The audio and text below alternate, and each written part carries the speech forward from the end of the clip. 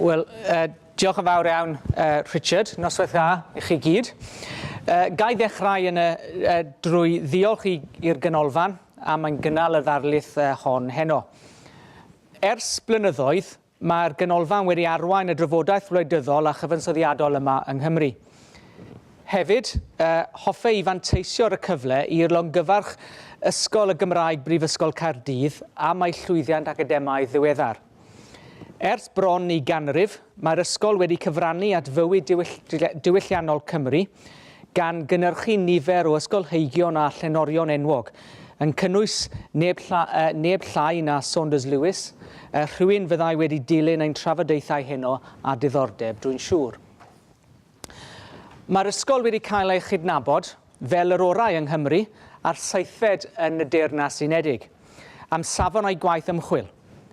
Mae'r Caerdydd bellach yn uwch na Rhydychen, Caergrawnt a Bryste o ran ansawdd ymchwil. Llongyfarchiadau i Sioned a'r staff a'r myfyrwyr sy'n gysylltiedig â'r ysgol. Heno, hoffwn gyflwyno fy ngweledigaeth am sut ddylem amddiffyn a datblygu dyfodol llwyddiannus ar gyfer yr iaith Gymraeg. Fe sylwch chi'n syth fy mod i'n sôn am ddyfodol yr iaith. Yr iaith Gymraeg yw ein hetifeddiaeth bwysicaf fel cenedl. Gweithaf holl bwysau'r byd modern, dwi'n sicr bod gan yr iaith ddyfodol disglair, a rwy'n gofyn a ydy'r egni a'r ymdrechion yn cael ei sianelu yn y cyfeiriad cywir ac ar y blaenoriaethau gorau. Mae parhad diwylliant, cenedl ac iaith yn faterion sy'n naturiol o ddiddordeb i geidwadwr. Byddai'n esgeulus ohono i beidio cydnabod cyfraniad sawl ar draws y sbectrwm gwleidyddol sydd wedi ymgyrchu dros yr iaith. Gwynfor Evans, Cledwyn Hughes a chenedlaeth gyfan o ymgyrchwyr diflino dros yr iaith. Y blaenaf yn ein plith, y ddiweddar John Davies Bwllan a Meredydd Evans.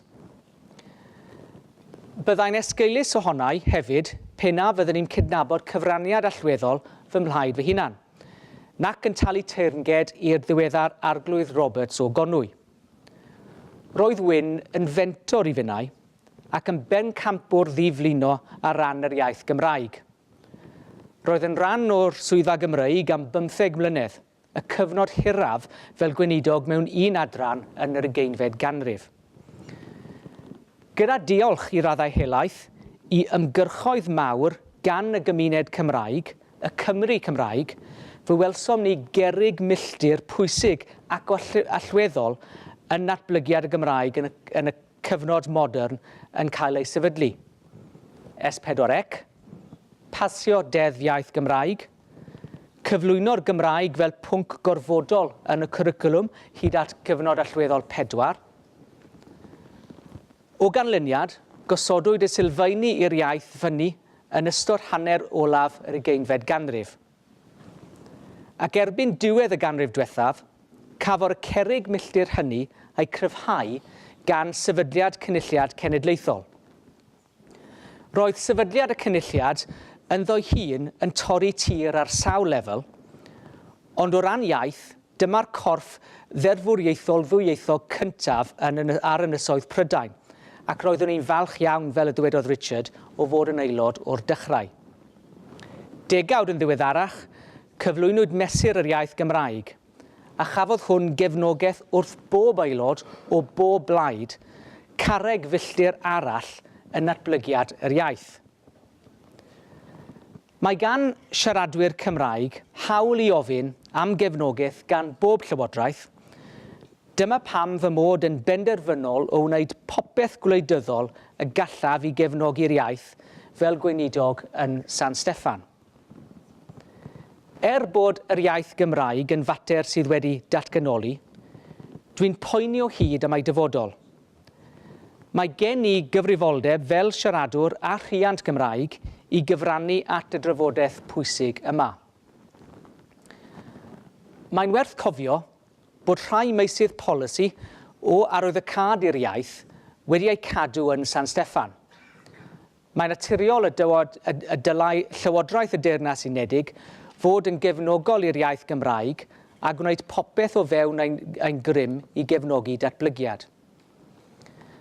Mae Swyddfa Cymru yn gweithio'n agos ar adrannau eraill i sicrhau ei bod yn darparu gwasanaethau Cymraeg yn unol â'i cynlluniau iaith. Mae'r sgrifennydd gwladol yn mynd cwrdd yn rheolaidd ar Chomisiynydd Iaith. Dwi'n falch iawn nywed Mary Hughes yn bresennol mae heno ac yn talu teyrnged i'w holl waith ddiflino ar ran siaradwyr Cymraeg. Rydym wedi sefydlu meithrin perthynas waith agos yn ystod y misoedd diwethaf a boed i hynny parhau. Dwi ar hyn o bryd yn cynnal adolygiad o wasanaethau'r Llywodraeth a ddarperir yn y Gymraeg mwyn penderfynu sut y gallant fodloni anghenion siaradwyr Cymraeg yn well yn y dyfodol. Hyd yma, mae 10 o'r adrannau wedi mabwysiadu cynlluniau iaith. Mae'r rhain yn cynnwys adrannau sy'n darparu gwasanaethau cyhoeddus allweddol yng Nghymru, megis y weinyddiaeth gyfiawnder a'r adran gwaith a phensiynnau. Rwy hefyd yn falch i gadarnhau bod Swyddfa'r Cabinet wedi cytuno un galwadau am amser hir am fabwysiadu cynllun iaith Gymraeg. Bu ei rôl ar draws holl adrannau'r Llywodraeth wrth ddigydeiddio yn galluogi mwy o bobl i ddefnyddio'r gwasanaethau Llywodraeth trwy'r Gymraeg. Dwi hefyd wedi gofyn i swyddogion Swyddfa Cymru i ddeall mwy am safbwyntiau siaradwyr Cymraeg tuag at yr iaith. Rydym wedi comisiynu prosiect ymchwil annibynnol mwyn dysgu mwy am brofiadau siaradwyr Cymraeg sy'n defnyddio'r gwasanaethau ar-lein y Llywodraeth. Gobeithio o bydd canfyddiadau'r prosiect yn gallu lliwio trafodaethau ynglyn a sut mae gwella ddarpariaeth a buaswn yn croesawu'ch mewnbwn. Drwy dynnu sylw at y cerrig milltir allweddol a phwysig y soniais amdano'n gynt, a'r camau eraill a gweithredwyd yn San Steffan, ond falle yn llai arwydd y cael. Dwi'n ceisio bwysleisio bod y dadleuon gwleidyddol a deddfwriaethol i raddau helaeth wedi ei hennill erbyn hyn. Does yr un gwleidydd neu sylwedddydd o ddibri yn galw am ddiddymyr ddeddf, na'r mesur, nac S4C, nac gwrthwynebu'r darpariaeth Cymraeg ar draws y gwahanol adrannau. Mae'n briodol ac yn bwysig bod y cerrig milltir allweddol dwi wedi sôn amdanynt yn gynharach a'r newidiadau gwleidyddol sydd wedi dilyn yn cael eu cydnabod fel llwyddiannau mawr i'r ymgyrchwyr allweddol y Cymru Cymraeg dros yr iaith. Mae cymaint o frwydrau, gweithaf pob disgwyl ar adegau, wedi tanlinellu'r cerrig milltir ar ran ein cenedl. Serch hynny, nid oes angen i mi chatgoffa y byd dirywiad sylweddol yng nghyfran y boblogaeth sy'n siarad Cymraeg o 20.8% yn 2001, 19% yn 2011. Roedd y gostyngiad yn niferoedd yn y Fro Gymraeg yn arbennig o bryderus. Yn Sir Gaerfyrddin, sir gyda cymaint o hanes falch o sefyll i fyny dros yr iaith, bu'r gostyngiad mwyaf yng Nghymru, o 50.3% yn 2001 i 43.9% yn 2011. Erbyn hyn, mae'r Gymraeg yn iaith leiafrifol mewn 2 gadarnle, sef Sir Gaerfyrddin a Cheredigion. Dim ond yng Ngwynedd a Môn, mae dros hanner y boblogaeth bellach yn siarad Cymraeg. Ydy hwnt i'r Fro, mae'r sefydliad ychydig yn fwy bositif. Yn ôl y disgwyl, mae Caerdydd yn parhau i ennill siaradwyr Cymraeg. Mae'r hen ddywediad ar daf yr iaith y dyfodd yn cael ei wireddu. Yma yn ein prifddinas, cynyddodd niferoedd y siaradwyr Cymraeg.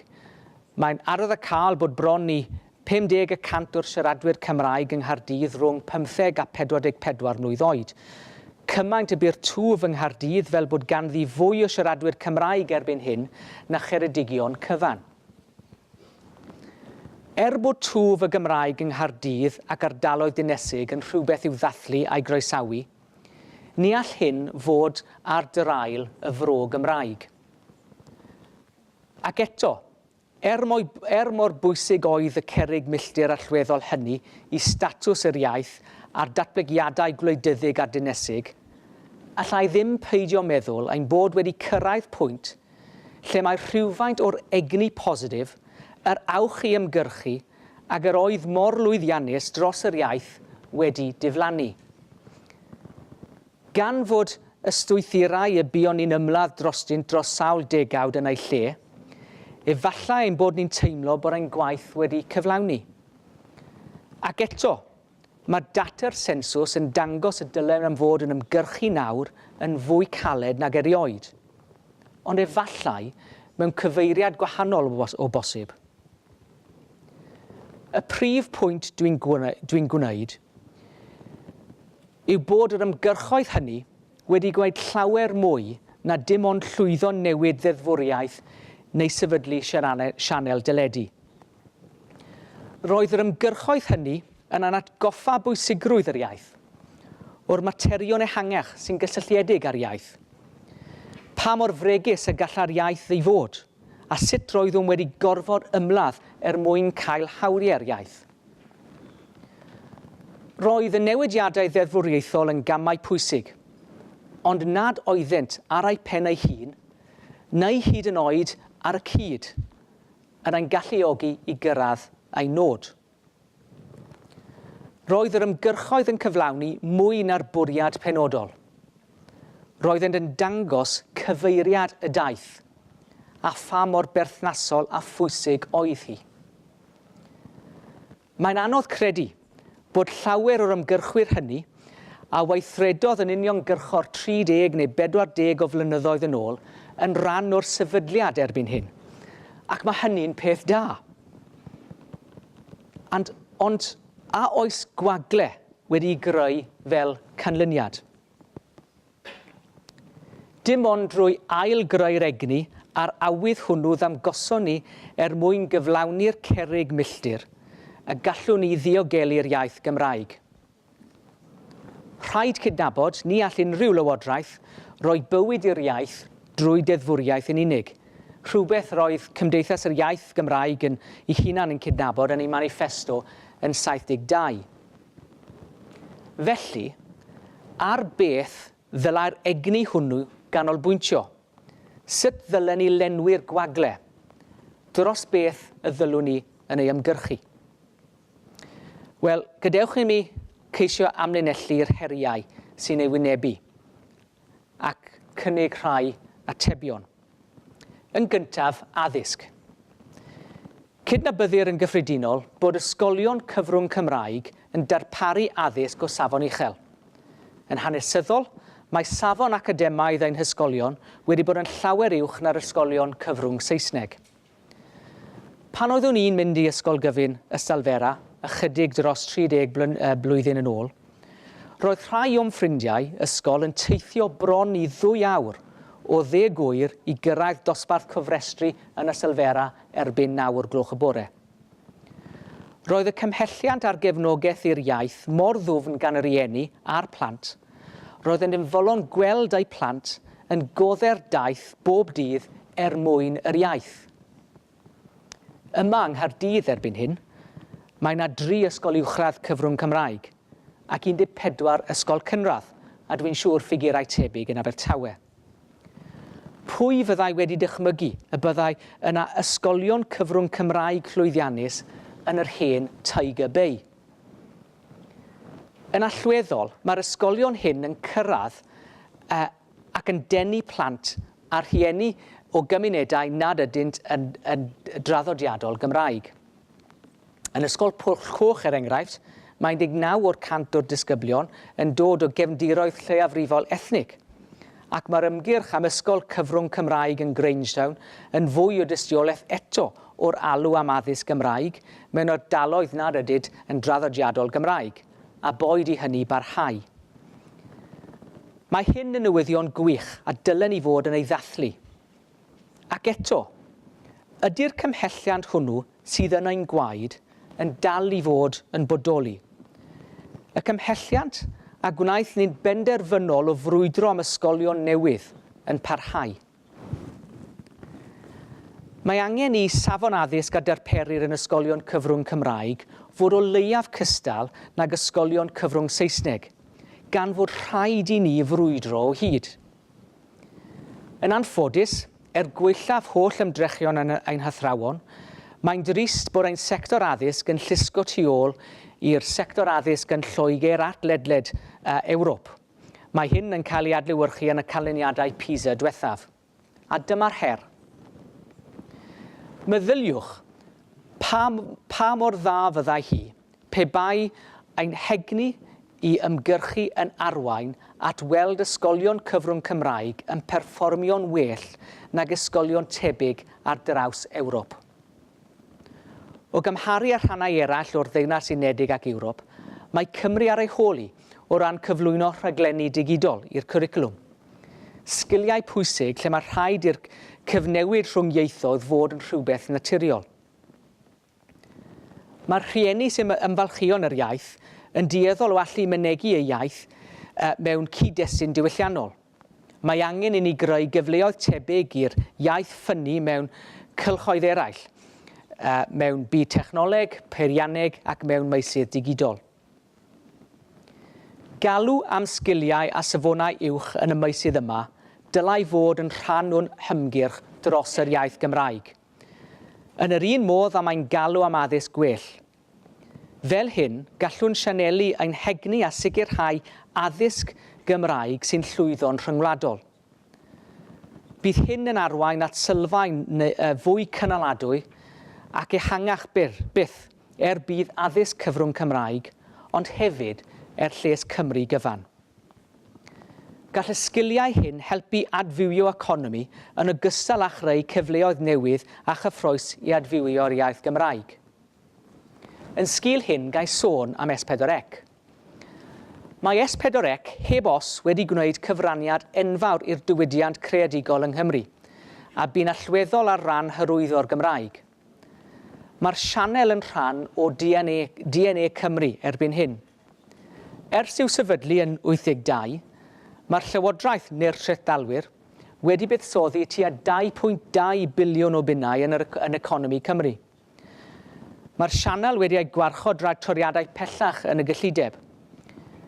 Dwi'n gobeithio bydd pobl yn cydnabod arwyddocâd y setliad yn y gyllideb diwethaf yng nghyd-destun galwadau am arbedion mewn cymaint o gyllidebau eraill.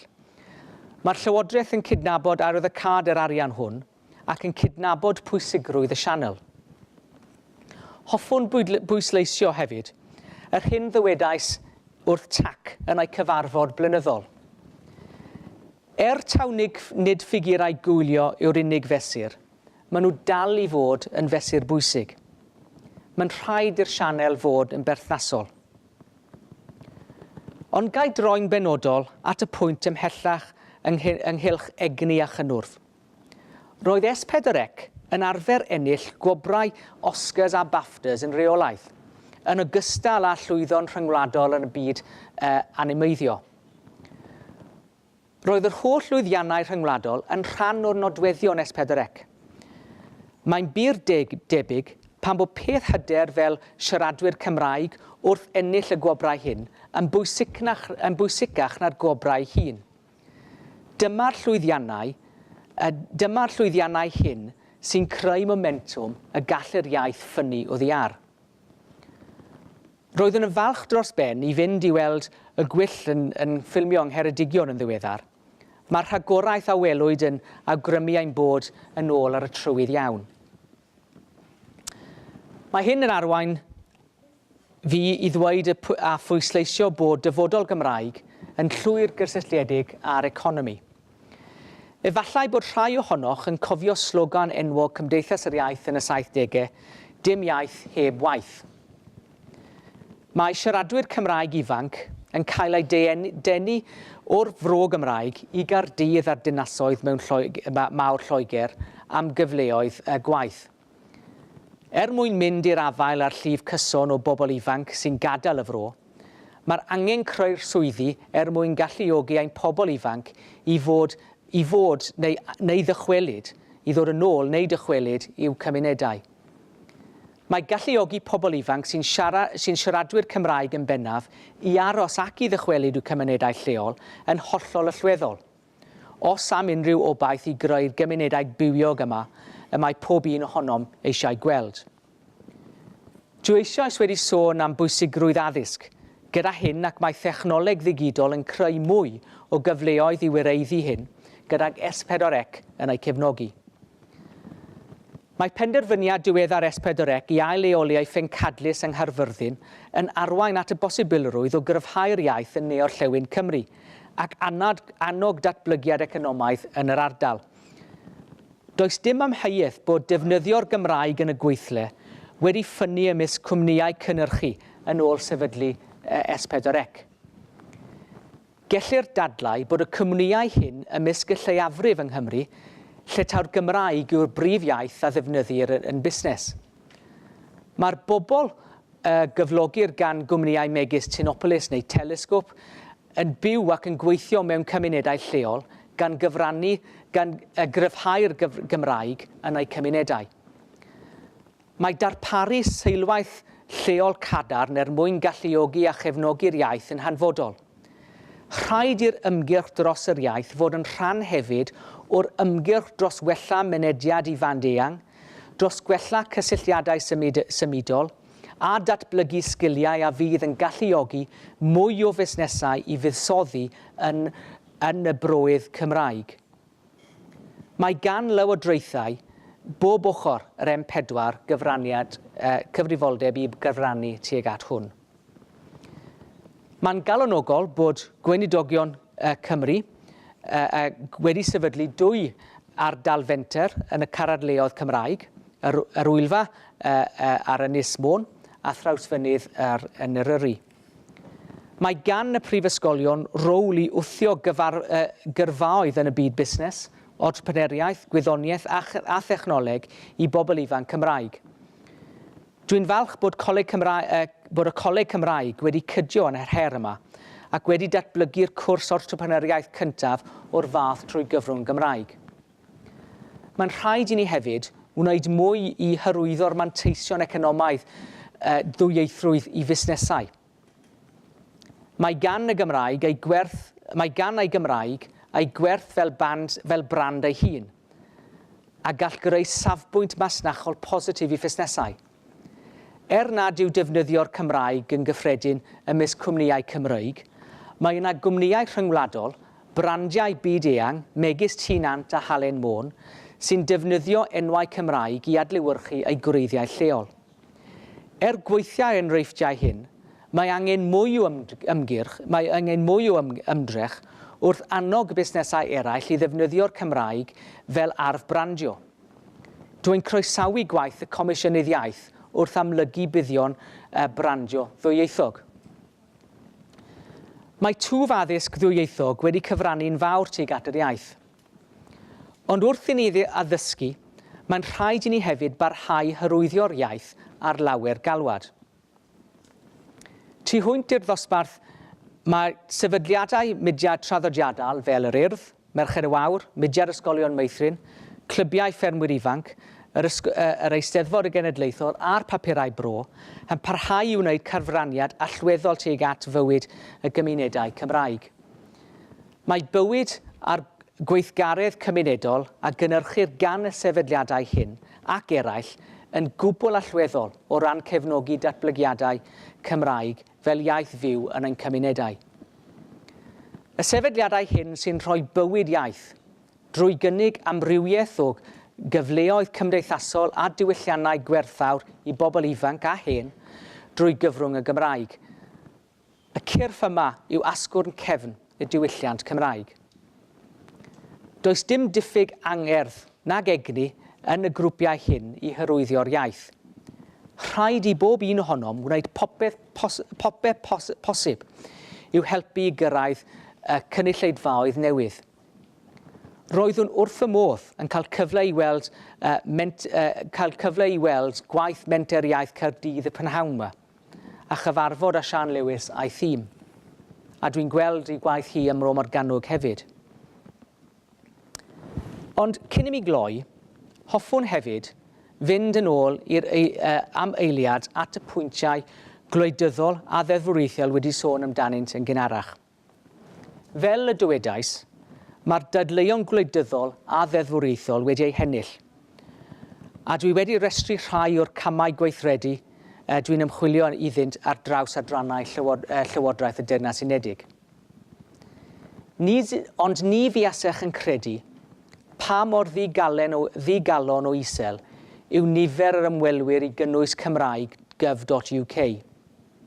Hyd yma, dim ond 2 cais Gymraeg sydd wedi cael ei gwblhau ar gyfer lwfans gofalwyr. Wrth gwrs, ni all cefnogaeth y Llywodraeth i'r iaith gael ei arwain gan yr Alun yn unig, ond mae cyfrifoldeb arno ni gyd, ac mae cyfrifoldeb ar y Llywodraeth i gwneud yn haws hefyd, ond mae yna gyfrifoldeb arno ni gyd. Ond wrth geisio dylanwadu ar adrannau eraill ynglyn â'r angen i ddatblygu'r gwasanaethau Cymraeg, byddaf y swydd fel gweinidog yn San Steffan yn llawer haws petawn yn gallu dangos bod siaradwyr Cymraeg yn defnyddio'r cyfleoedd hefyd. O bell ffordd, y dudalen Gymraeg fwyaf boblogaidd ar gov.uk yw'r gwasanaeth bwcio prawf gyrru ymarferol sy'n denu bron tua 1,000 o ymwelwyr bob mis. Ond eto, ar ôl cyrraedd y dudalen, mae bron i 2 ran allan o 2 o'r ymwelwyr yn clicio nôl o'r Gymraeg i'r fersiwn Saesneg. Mae hyn yn awgrymu bod yn well ganddyn nhw i llenwi'r ffurflen yn yr iaith Saesneg ei bod yn ymwybodol o'r fersiwn Gymraeg.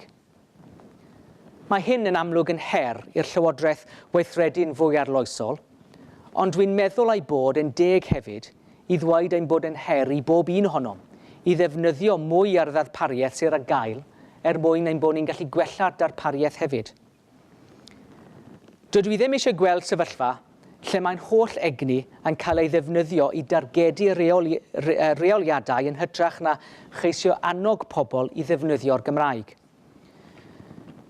Dwi wastad wedi bod o'r farn bod angen corff hyd braich o'r Llywodraeth mwyn hybu a chynllunio dyfodol yr iaith.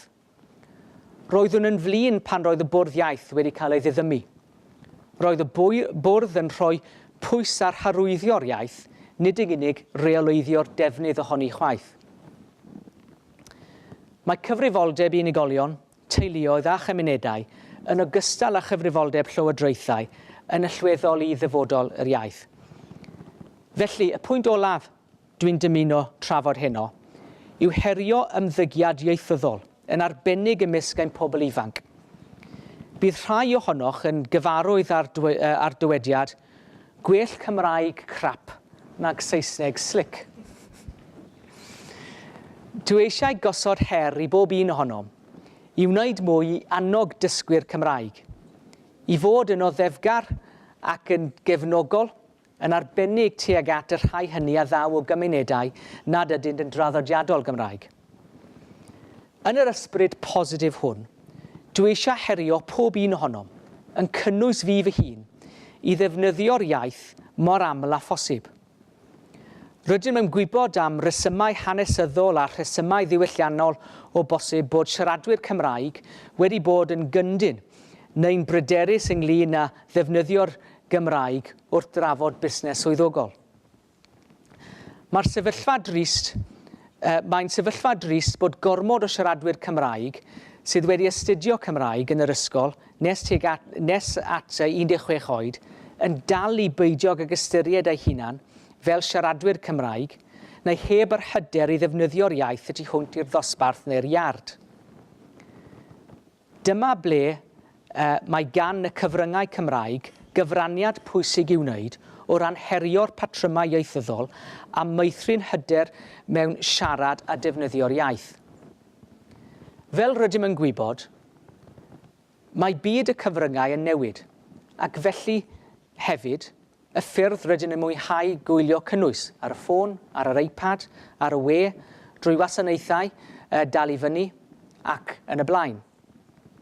Dwi eisiau gweld y gymuned Cymraeg ar flaen y gad yn y maes yma, yn defnyddio ac yn datblygu ffyrdd newydd o ddenu cyfleoedd newydd, yn defnyddio'r safon addysg uwch a'r sgiliau gwell nes I sôn amdani.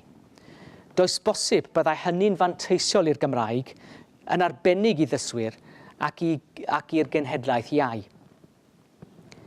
Dwi eisiau I ni barhau I gynnyrchu cynnwys dewr a chyffroes a llapelio at siaradwyr Cymraeg fel y mae golwg 360 a gwasanaeth newydd Cymru'n fyw ar y BBC.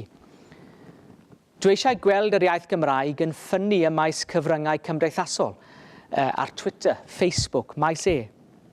Dwi eisiau gweld yr iaith yn ffynnu ar dyledu lleol, platfform all fynd ar rhaglenni hyd yn oed yn agosach at gymunedau lleol. A pham bodloni ar hynny? Erbyn hyn, mae gennym y dechnoleg, pam y dylai siaradwyr naturiol Cymraeg yn rhoi dau gyfweliad ar wahân, un yn Saesneg ar gyfer Wales Today ac un yn Gymraeg ar gyfer y newyddion. Nag yw un hen bryd I ni ystyried is-deitlo neu dybio yn y iaith mwyaf naturiol i'r unigolyn sy'n cael ei gyfweld.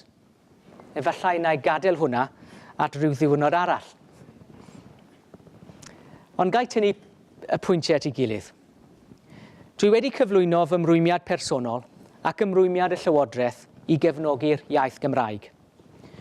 Dwi hefyd wedi gosod her heno I bob Cymro a Chymraes ac I bawb sy'n caru Cymru I hyrwyddio ein hiaith unigryw. Mae gennym ni fel siaradwyr Cymraeg hanes cadarn o gynnal ymgyrchoedd sy'n ennill ac yn llwyddo.